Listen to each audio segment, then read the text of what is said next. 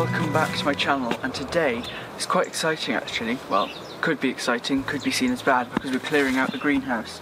So I'm going to be getting rid of all of my old tomatoes that were in here, and I'm going to use the compost then to mulch over one of my raised beds, which is behind the camera, to try and re-nourish it a bit more than if I didn't put anything on there. Because obviously there will be a lot of nutrients taken out of this growing medium from the tomato plants, but I'm also just doing it to add a bit more organic matter to the soil, so that it holds a bit more moisture and it's just a bit better for soil life.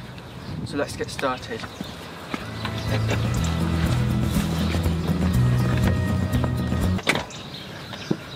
Before we get started, I'd just like to make sure that you've gone down below, hit the subscribe button as well as the little bell icon to make sure you're notified next time I upload a video. So these tomatoes are called a Ddraig Goch, and I grew them in a mix of enriched compost, which has got a lot of manure in it, and just normal multi-purpose compost, and it's done quite well actually, but they're just come to the end now, which is quite good. I can't really ask for more. They've grown a good few months, so what I'm doing is I've already cut two of them because I tried to film this video a few days ago. It started pouring down with rain, and that's why I haven't uploaded in a few weeks, so I apologise about that, but I'll be back onto the schedule now. And I'm just pulling out the roots and the stalks, and they'll go into the compost, and then the rest of this compost that I grew them in will then go straight onto that soil. And they're quite well rooted into the soil here. So today I'm actually talking to you about how I put my garden beds to bed for winter, which is by using old used compost from all the containers that I grow in the summer, using them to add organic matter and some nutrients back into the soil so that it's all nourished and ready for the next year, just like I said. So I'm also going to use, or reuse more like, some old compost bags to put over the top, and that encourages the worms to come up because worms don't like light. So when you block light out, lets the worms come to the surface, and then they mix it all together, and the worm casting is what makes it great and makes the drainage even better and just basically improves everything about the soil. So now let's just start taking the roots out of my tomatoes, and then I'll take the tomato compost over and I'll tip it and spread it out on the bed that I'm planning on putting to bed for bed. On the bed that I'm planning to put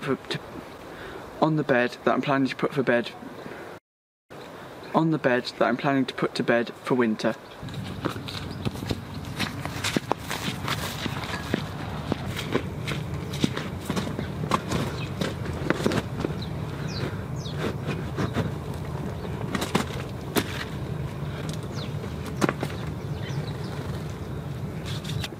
Go on. So as you can see, we've just put all this compost, which is the first grow bag, onto the bed, and Alfie's here to help me spread it out. I tried to get him to sit with me just then, but he doesn't really want to comply. So I'm just going to spread this out with my hands. You can alternatively use like a landscaper's rake, but I haven't opened the shed, so I haven't got it. So just spread this all over. And I may well have too much compost from those sacks just to put on here, but I think I can just tower it up a bit, and then it'll sink down, because soil will always sink with water and with weight of water. So, and this is going to look really nice next year once the worms have done their work. It'll look really nice. So what this is going to do is it's going to add a lot of organic matter and a few more nutrients back into the soil. And what this will do is mean that, say we have dry periods like spring and summer, because organic matter is very porous and it's like a sponge, so hopefully this will keep the soil nice and moist for the plants next spring, in the most vital part of a plant's growth. And alternatively, if you don't have any compost from old containers and things like that, then you can use maybe well-rotted manure or well-rotted homemade compost, or even non-well-rotted, because we're going to be putting compost bags over the top anyway. Or instead of compost bags for that as well, you can use weed membrane or like any sort of plastic tarp or something that'll keep the light out. Or if you don't want to use any plastic and you don't already have any lying about, you could just use maybe cardboard or a newspaper. I'd recommend cardboard, and doing about a 2-layer of cardboard and really weigh it down very well with lots of bits of wood and rocks and things like that.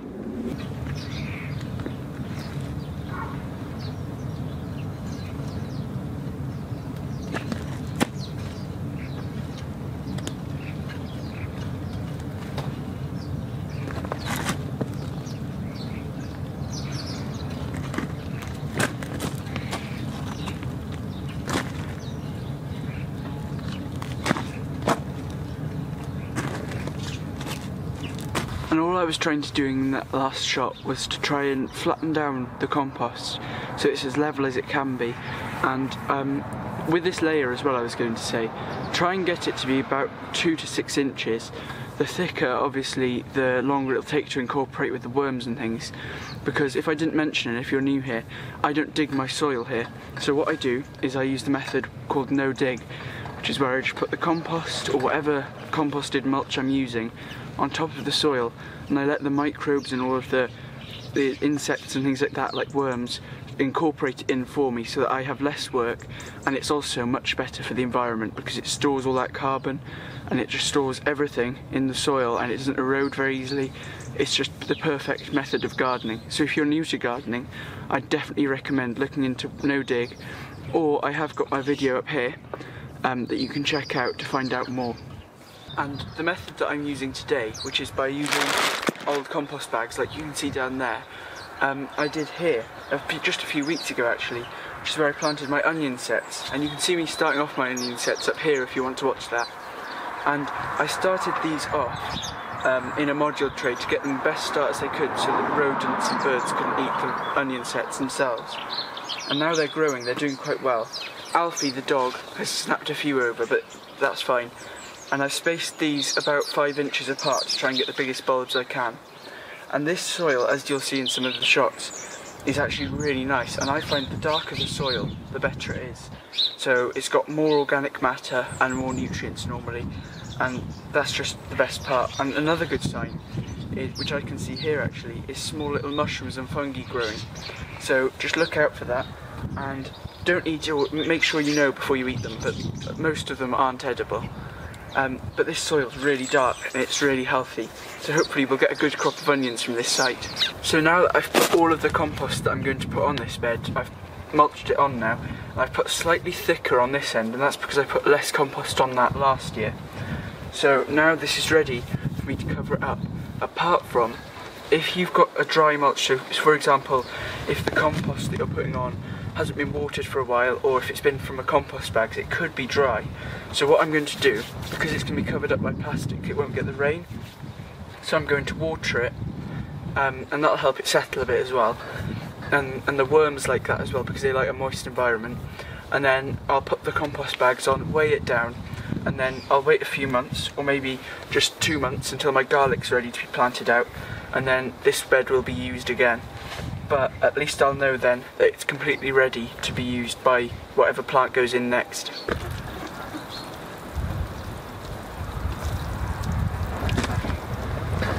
So as you can see, I've given this a good watering now, this bed, and it's ready to be put to bed, literally. So I've got these compost bags that I sort of overlap and put on there. So I'm going to put them this way all along, and then I'll put a row along the back to try and overlap them.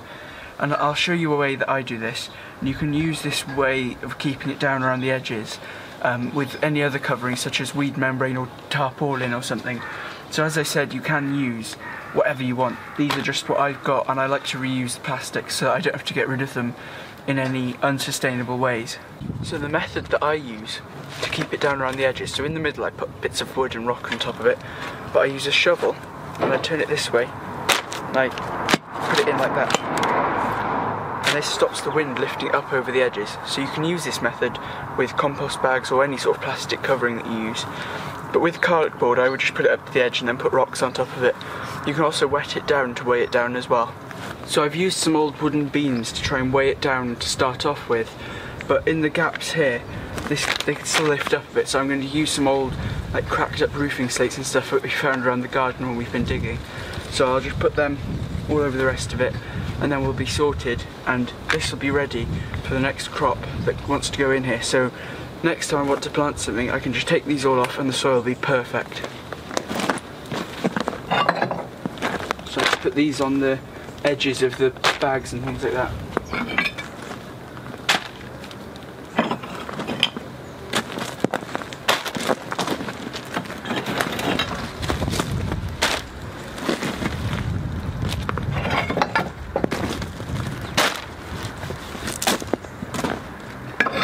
So that should do for weighing it down now.